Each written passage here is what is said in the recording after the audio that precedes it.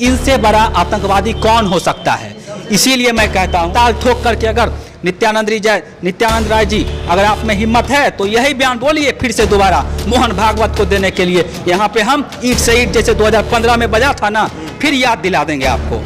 वो अगर उनमें तो भलाई अगर यही है, क्यों ज़्यादातर बीजेपी के लोगों में क्यों उनसे लोकतंत्र नहीं चलेगा भैया, आपसे नहीं हो पाएगा, छोड़ दीजिए। घंटा बजाइए, बहुत सारे देश में मंदिर है, मंदिर में आपके लिए छोड़ रहा हूँ। वो गरीब गुरबों का सरकार फिर से आने वाला है। ये टोपी वाले धोती वाले का जो लूट करके खा रहे हैं उसकी सरकार जाने वाली है। तो जैसा का 50,000 की संपत्ति 16,000 करोड़ क्यों हो गई? तो विजय माल्या किसके शासन में भाग गया? 1500 करोड़ के पार्टी ऑफिस कैसे बना ली? कहाँ से ये पैसा आया? कि कौन फंडिंग करता है? मुझे तो लगता है शायद ISI वाले इसे फंडिंग करते हैं। नमस्कार, मैं हूं देव। इस समय आप देख रहे हैं लोकतंत्र टीवी। आज आपको बता दें कि बीजेपी के मंत्री हैं नित्यानंद राय जी, उन्होंने एक बयान जारी किया है। उन्होंने कहा है कि आरजेडी यानी कि महागठबंधन की अगर सरकार बनती है तो जो आतंकवादी हैं, जो कश्मीर को उन्होंने आतंकवादी से संबोधित किया और कहा कि जो कश्मीर में आतंकवादी हैं वो बिहार आ जाएंगे और इनको वोट जो देगा वो आतंकवादी के श्रेणी में आया जाएगा। ऐसा गृह राज्य मंत्री नित्यानंद राय जी ने अपनी बयान दिया है।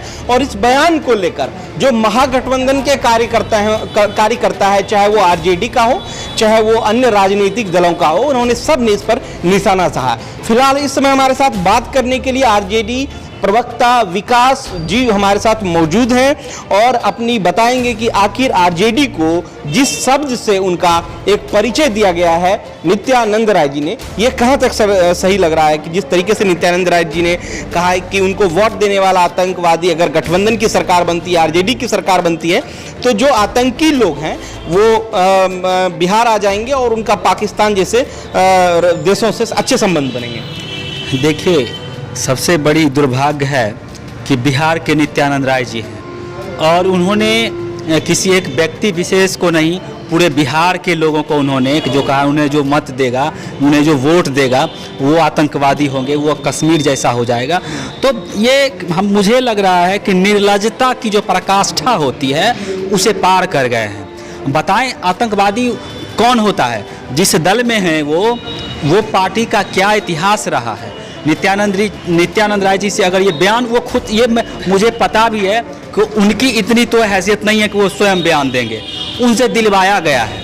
क्योंकि ये बिहार चुनाव है, वो बिहार चुनाव में इसको कम्युनल एंगल देने का प्रयास कर रहे हैं। बीजेपी कम्युनल एंगल देने का प्रयास कर रही है और बिहार लोकतंत्र की धरती रही है, वो भी वैशाली में वो बोले हैं और लोकतंत्र को हमेशा स्वीकार किया है। और जिसका इतिहास रहा हो गौडसे जैसा आतंकवादी का या गोधरा कांड जैसे या दिल्ली दंगा हो या योगी आदित्यनाथ जैसे अभी का वर्तमान जो इतिहास है, वहाँ पे महिलाओं के साथ, बेटियों के साथ लगातार जो रेप हो रहा है और रेपिस्ट जो उनके विधायक होते हैं उनको बचाया जाए, इनसे बड़ा आतंकवादी कौन हो सकता है।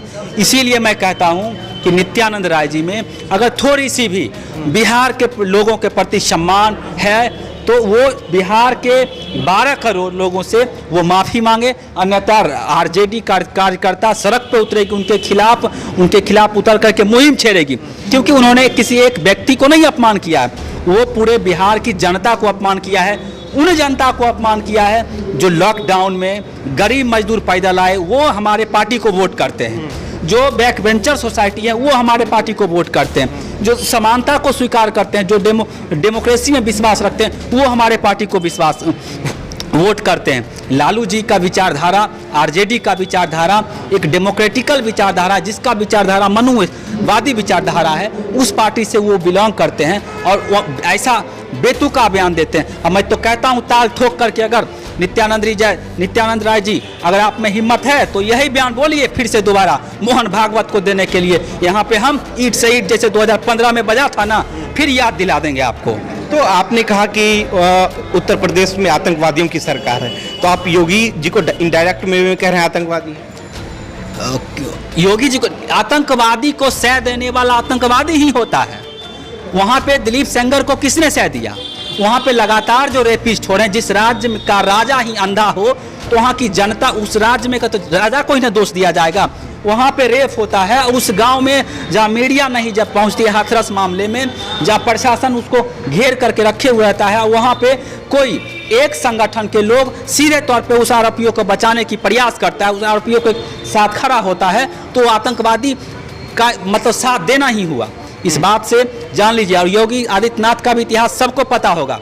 वो अगर उनमें तो भलाई अगर यही है, क्यों ज़्यादातर बीजेपी के लोगों में क्यों उनसे लोकतंत्र नहीं चलेगा भैया, आपसे नहीं हो पाएगा, छोड़ दीजिए, घंटा बजाइए, बहुत सारे देश में मंदिर है, मंदिर में आपके लिए छोड़ रहा हूँ, आप लोकतंत्र को छोड़ दीजिए, नहीं तो ये लोकतंत्र पिछले 7 सालों में बहुत बार मरमाहत हुई है, उसका हर एक आर्टिकल का उसका लहूलुहान हुआ है। आपने गोधरा का भी जिक्र किया, तो क्या इस गोधरा का जिक्र करते हुए आपने कहा कि गोधरा कांड करवाने वाले भी आतंकवादी हैं, तो क्या आप इनडायरेक्ट वे में मोदी और अमित शाह को टारगेट कर रहे हैं? देखिए, मोदी और अमित शाह को क्लीन चिट मिल गया, ठीक है, इस पे डायरेक्ट मैं, लेकिन एक बात समझना होगा, कहा जाता है कि जिसकी लाठी उसकी भैंस, क्लीन चिट मिल गया मुझे, लेकिन ये अभी ही क्यों मिला, आपके सरकार में ही क्यों मिला, ये संशय है। आपको क्लीन चिट मिलना था तो पहले मिल जाना चाहिए। लेकिन गोधरा कांड जिस सत्ता और जिस मुख्यमंत्री के काल में हुआ, एक कम्युनल दंगा था वो, और वो किसने करवाया सबको पता है।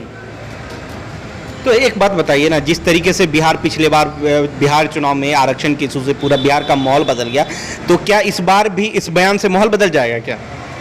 माहौल बदलना क्या है, पहले से यहाँ की जनता मन बना चुकी है। जनता यहाँ पूरे बिहार की जनता मन बना चुकी है। वो गरीब गुरबों का सरकार फिर से आने वाला है। ये टोपी वाले धोती वाले का जो लूट लूट करके खा रहे हैं, उसकी सरकार जाने वाली है। ये सरकार किसका सरकार है? अंबानी अडानी वो उसका सरकार है। बताइए तो, ये सरकार, मुझे तो दुर्भाग्य है इस देश में कि उतने किसान के साथ तो कभी न्याय नहीं हुआ, और इस राज्य में खास करके बिहार राज्य कृषि पर डिपेंडेंट है, और जो कृषि नहीं वो बाहर पलायन करते हैं। तो आज तक कोई किसान अपने अनाज का खुद से दाम लगा पाया है? ये बात क्यों नहीं बोलते हैं? अगर उनमें काम 6 साल से 7 साल से है ना, एनडीए गवर्नमेंट है, बिहार में भी वो है, आप काम गिना दे नित्यानंद राय जी, ये तो बेतुका बयान है। अच्छा, ऐसा क्यों नहीं हो सकता कि अगर यहाँ पर गठबंधन बनती है, महागठबंधन की सरकार बनती है, मिलीजुली सरकार बनती है, तो कश्मीर से आतंकवादी यहाँ पर क्यों नहीं आ सकते हैं? मैं आपसी से पूछता हूँ, क्यों नहीं आ सकते? 15 साल का शासन रहा हमारे पार्टी का, 15 साल कितने लोकतांत्रिक पैमाने से जो बैक बेंचर सोसाइटी थे। भ्रष्टाचार भी तो आप ही के पार्टी में हुआ। कौन सा भ्रष्टाचार भैया, कौन सा आप गिना दीजिए। भ्रष्टाचार में किसी का होना, और 504 पन्ने का रिपोर्ट था जिसमें लालू प्रसाद यादव को कहा गया था कि निर्दोष हैं। लेकिन ये अगर सजा मिलती है तो बीजेपी राज में ही क्यों मिलती है? मिश्रा जी का वेल क्यों हो जाता है? अगर भ्रष्टाचार है तो जय शाह का 50,000 की संपत्ति 16,000 करोड़ क्यों हो गई? भ्रष्टाचार है तो विजय माल्या किसके शासन में भाग गया? भ्रष्टाचार है तो ललित मोदी किसके शासन में भाग गया? भ्रष्टाचार अगर है तो बीजेपी जो जिसके पास एक छोटी सी पार्टी थी, 1500 करोड़ के पार्टी ऑफिस कैसे बना ली? कहाँ से ये पैसा आया? कि कौन फंडिंग करता है? मुझे तो लगता है शायद ISI वाले इससे फंडिंग करते हैं। तो नित्यानंद राय जी ने, मैं आपसे जानने की कोशिश कर रहा हूँ, पॉइंट पे आ रहा हूँ, भटकिए मत। मैं आपको कह रहा हूँ कि अगर महागठबंधन की सरकार बनती है तो आतंकवादी क्यों नहीं आ सकता है? आप समझिए, पूरे 15 साल के शासन को देखिए, क्यों नहीं आएगा? जब तक राजद का यहाँ पे सरकार था, एक भी कम्युनल राइट्स नहीं हुआ बिहार में।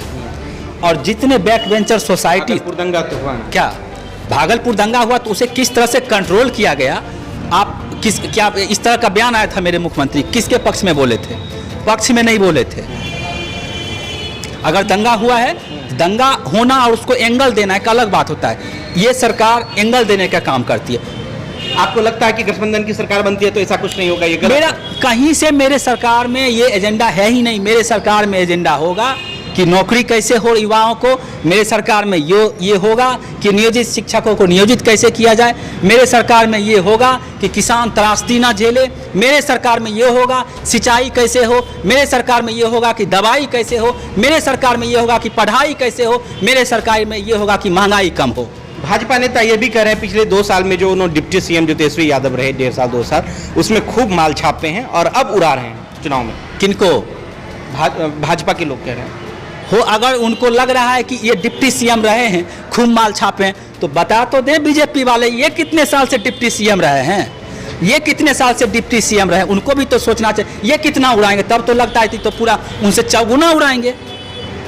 अरे महाराज किसकी बात करते हैं, जो चाटुकारिता और चापलूसी करके ये सत्ता में बने रहना, उनसे उनके बारे में तो कुछ कहना नहीं है मुझे। बहुत बहुत शुक्रिया। तमाम लोग जिस तरीके से लगातार सोशल मीडिया पर अपनी अपनी बेबाक राय दे रहे हैं कि नित्यानंद राय ने, गृह राज्य मंत्री ने जिस तरीके से बेतुका बयान दिया है, और इस बयान से साफ साफ दिखता है कि ये कम्युनल राइट्स के तरफ जो है हम लोग अग्रसर हो चुके हैं बिहार की जनता। और इस कम्युनल राइट्स के चलते जो है फिर से चुनावी रणनीति जो है तेज हो चुकी है। लोग अब इस पर बेतहाशा जो है राजनीति करेंगे और लोगों को दिखाएंगे कि बिहार में कैसे बंदरबाट हो रहा है और आने वाली सरकार किसकी सरकार होगी। आपको बता दें कि